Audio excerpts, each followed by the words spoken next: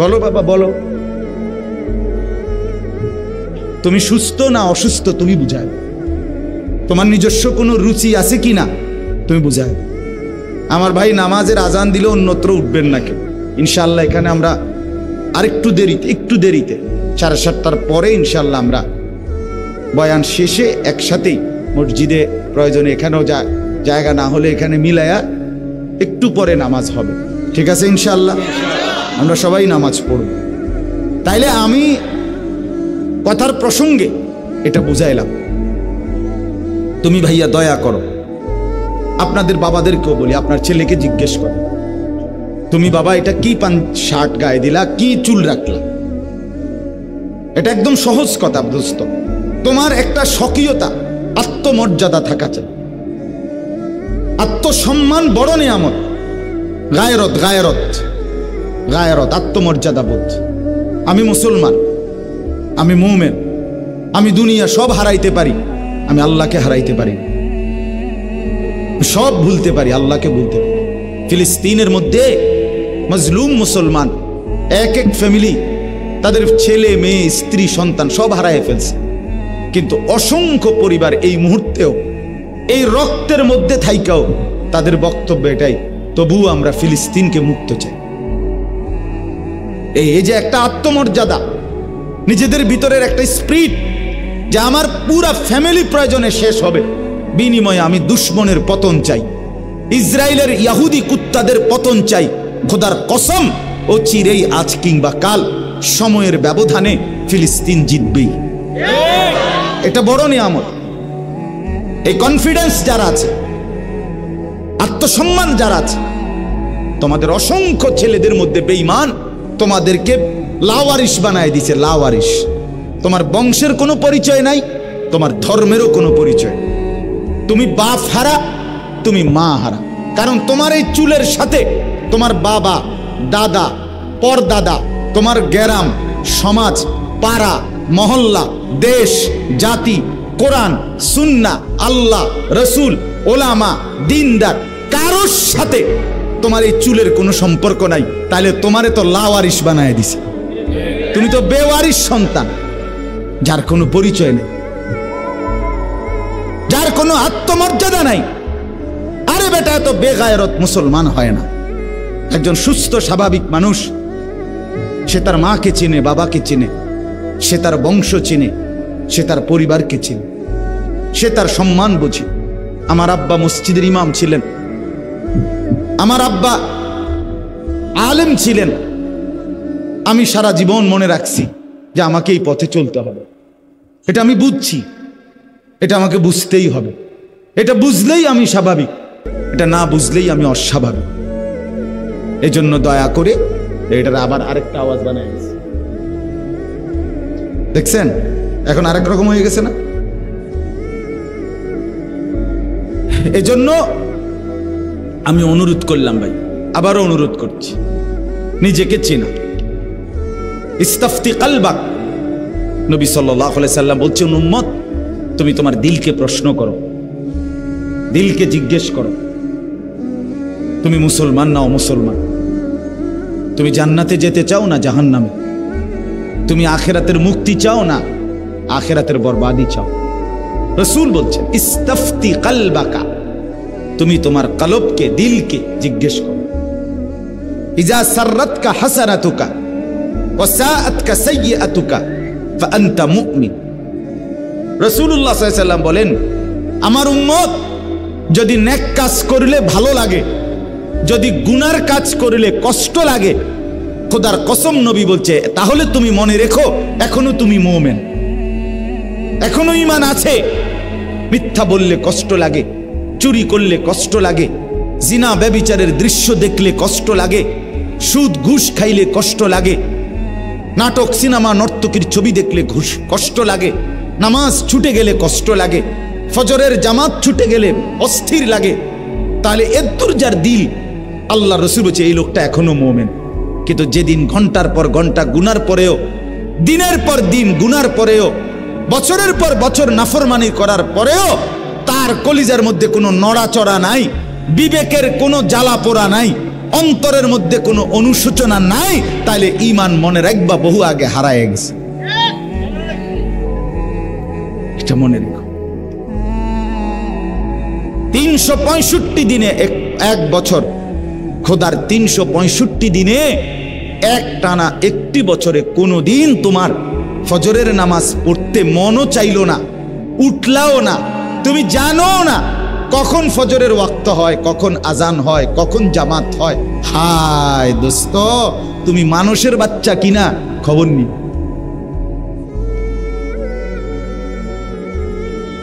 তুমি মানুষের বাচ্চা কিনা খবর নি। বিবেক এভাবে মরে গেলে যায় যে এটা নড়েও না, কলজা এটা আর লড়ে না, বিবেক আর জাগে না। আস্তাগফিরুল্লাহ, আস্তাগফির। একজন মুসলমান তো পরের কথা মিয়া, হ্যাঁ আমার তো হেরে মানুষের বাচ্চা কিনা হে এটাই সন্দেহ।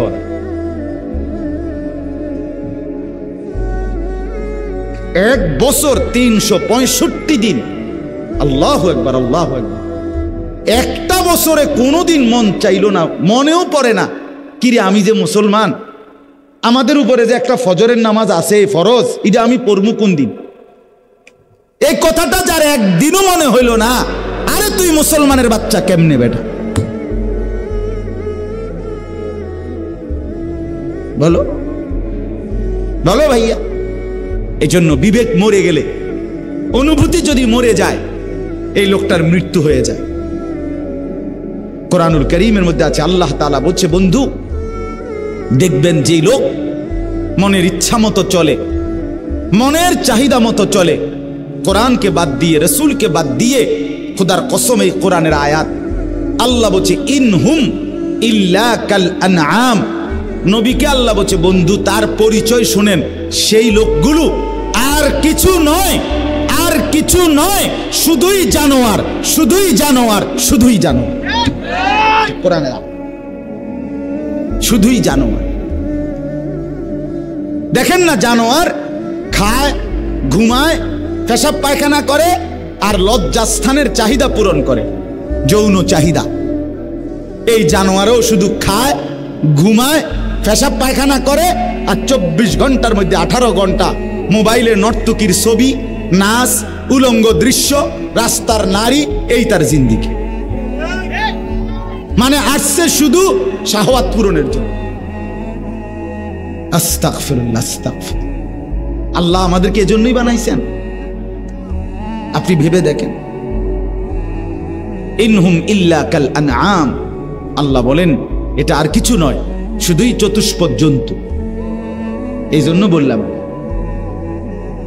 জন্য বললাম ছেলেদেরকে, নিজেকে চালাক ভাইব না।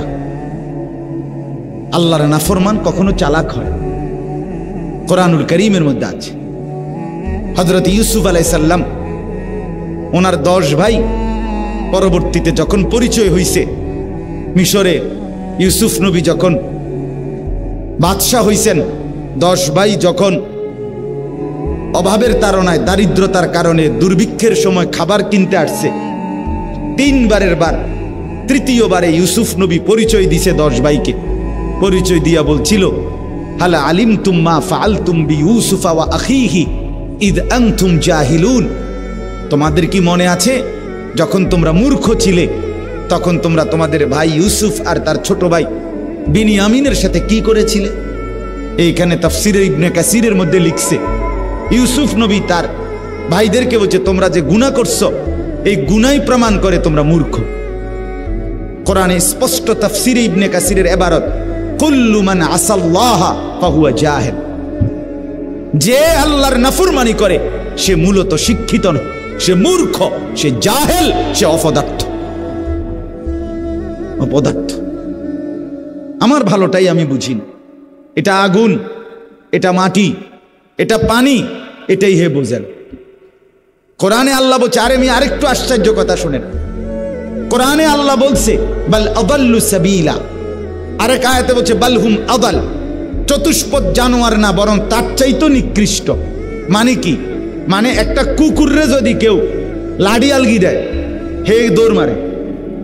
দৌড় মারে কিনা বলে, কেন দৌড় দিল? না দৌড় দিল কেন? সে বুঝছে এই লাঠি দিয়ে তারে কি করবে? মারবে। তাহলে একটা কুত্তা এটা বোঝে যে লাঠি আলগি দিলে আমারে মারবে, এই জন্য সে ভেগে যায়। আর আপাদমস্তক মানুষের মতো চেহারা, কিন্তু এই জানোয়ার বোঝে না যে এই নাফরমানির কারণে দিনের পর দিন এক ওয়াক্ত নামাজ না পড়ার কারণে, উলঙ্গ ছবি আর নাচ গানার এই মোবাইলের অশ্লীল দৃশ্য দেখার কারণে আমাকে জাহান্নামের আগুনে জ্বলতে হবে। এই এদ্দুর দেমাগ যার নাই, এ তো ওই জানোয়ারের চাইতে নিকৃষ্ট। এত এদ্দুর বুঝো না।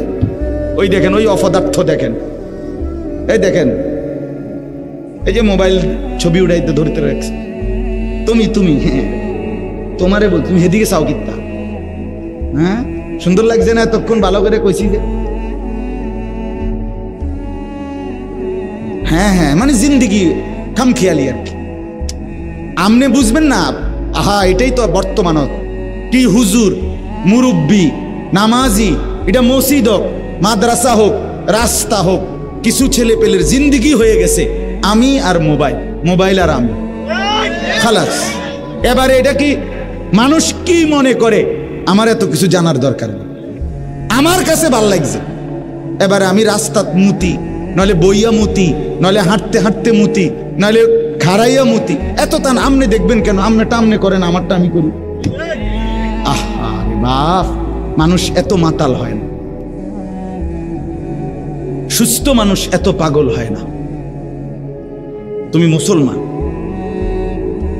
তোমার মা মুসলমান, বাবা মুসলমান, তোমার কালেমা আছে, তোমার আল্লাহ আছে, তোমার রসুল আছে, তোমার একটা কিতাব আছে, তোমার একজন নবী আছে। আজকে আপনাদের সমাজ, আপনাদের ছেলে পেলে আপনারাই দেখেন। এই আপনারা যারা বাবা আছেন, আপনাদের কি বলি, ছেড়ে দিছেন সন্তানকে তার হাতে, দিলেন, ঠিক আছে, চলেন, হাসরের ময়দানে টের পাবেন বাপের পরিণতি কি, সন্তানের পরিণতি কি। অতিরিক্ত টের পাবেন। হাদিসে আছে, আল্লাহর নবী সাল্লাল্লাহু আলাইহি সাল্লাম বলেছেন, রাহিমাল্লাহু ওয়ালিদান আ'আনা ওয়ালাদাহু আলা বিররিহি। নবীজি সাল্লাল্লাহু আলাইহি সাল্লাম বলেন, ওই পিতা মাতার উপরে আল্লাহ তাআলা রহমত বর্ষণ করেন যেই পিতা মাতা তার সন্তানদেরকে নেকের কাজে, দিনদারি অর্জনের কাজে সহযোগিতা করে। সরাসরি হাদিস। খাট বানাইয়া, সোফা বানাইয়া, সুদে টাকা নিয়ে বিদেশ পাঠাইয়া দিছেন, আমনে আমনের বাপ হিসাবে সন্তানের হক আদায় করছেন? জি না, জি না, জি না। তাই বাপ হিসাবে আমি সুদে টাকা লইয়া নিজে জাহান্নামের ফিডা খামু জানি, এরপরও সন্তানের মুখের দিকে চাইয়া জাহান্নাম কিনছি? না না, এই বাপও বুদ্ধিমান না, এই সন্তানও বুদ্ধিমান না।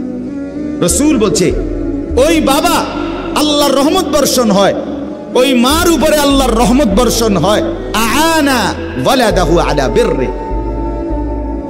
রাসূলুল্লাহ বলছেন যে তার সন্তানদেরকে নেক কাজের ক্ষেত্রে সহযোগিতা। বাবা মা সন্তানকে নামাজি বানাইছে, কোরআন পড়তে পারে এমন বানাইছে, সেজদাওয়ালা বানাইছে, মৃত্যু পর্যন্ত নিজেরা চেষ্টা করে গেছে আমার স্ত্রী সন্তান, ছেলে মেয়ে, নাতি নাতনি যেন আল্লাহকে ডাকে, নামাজ পড়ে, সেজদা করে, আল্লাহর গোলামি করে। বিশ্বাস করেন বাপ, এটা যেই পিতা মাতা করে গেছে, তিনি বাপ মা, তিনি সার্থক, তিনি কামিয়াব। আর যদি শুধু খাট বাড়ি, সোফা, খাট পালং, বিদেশ আর বিয়ে শাদী, টাকা পয়সা, ঘর দুয়ার করে দিয়ে যায়, ছেলেও নামাজ পড়ে না, মেয়েও পর্দা করে না, স্ত্রীও পর্দা করে না, পাশের রুমে ছেলে সারা রাত উলঙ্গ ছবি দেখে, মেয়েটা নর্তকীর নাচ দেখে, খোদার কসম ওই সন্তানরাও ব্যর্থ, ওই মা বাপও ব্যর্থ, ব্যর্থ, ব্যর্থ। ওই বাপ মাও মন্দ কপাল। এ যা শুধু দুনিয়াত খাইয়া গেছেন বন বিড়ি আর চা আর টেলিভিশন চাইছেন, চা দোয়ানে বইয়ে এর দূরে লাভ, এনে যে দূর খাইয়া গেছেন। এ আপেল মালটা, হ্যাঁ, আর এই ফাঙ্গাস তেলাফিয়া, ফার্মের মুরকার কক মুরকা, এডি জিডি খাইতে আসছেন, এডি যে দূর পারেন আরো খাইয়া যান, এর দূরে লাভ। এ ফাঙ্গাস এসব এর দূরে, তেলাফিয়ারি যখন হুইতে লাইবেন মরে যাবেন, তখন আর ফাঙ্গাসও খাইতেন না, তেলাফিও খাইতেন না। তামাশা করলে হবে না। বাবার দায়িত্ব সন্তানকে দিন শেখানো, মায়ের দায়িত্ব সন্তানকে দিন শেখানো।